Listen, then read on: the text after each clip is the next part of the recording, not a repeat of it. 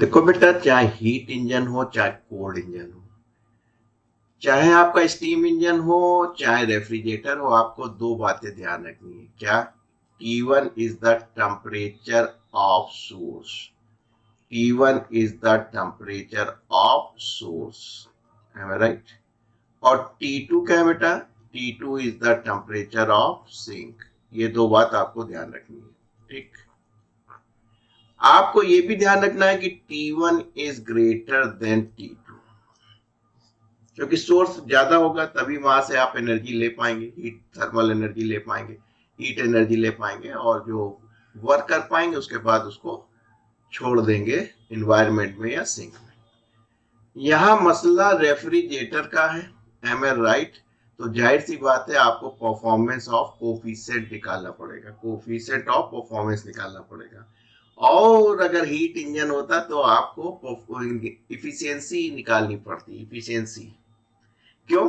क्योंकि सोर्स तो नेचुरल चीज है। आप जब हीट इंजन में लेते हैं तो ज्यादा टेम्परेचर से आपको हीट लेनी है, तो वो तो नेचुरल प्रोसेस है। ये तो आपकी इफिशियंसी पे कितना आप मैकेनिकल काम में कर पाते। लेकिन जब आप कोल्ड में आते हैं तो आपको ठंडक में से गर्मी निकालनी पड़ती है, ये आपकी परफॉर्मेंस पे करती है।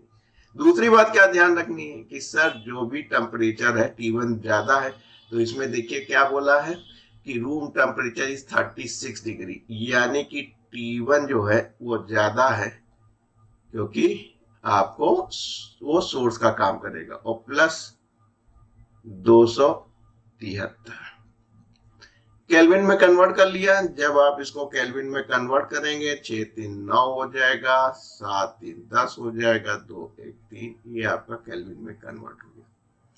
T2 को भी कन्वर्ट कर लीजिए। यही आपकी सिंक है जिसमें से आप हीट एनर्जी को निकालते हैं, बहुत अच्छा काम करते हैं। 9 डिग्री सेंटीग्रेड में 273 जोड़ा तो कितना बन गया? 2 7 1 8, कितना बन गया? कोफिशिएंट ऑफ परफॉर्मेंस निकालना है, जिसको कुछ लोग के कुछ बीटा या कैसे भी कर देते हैं।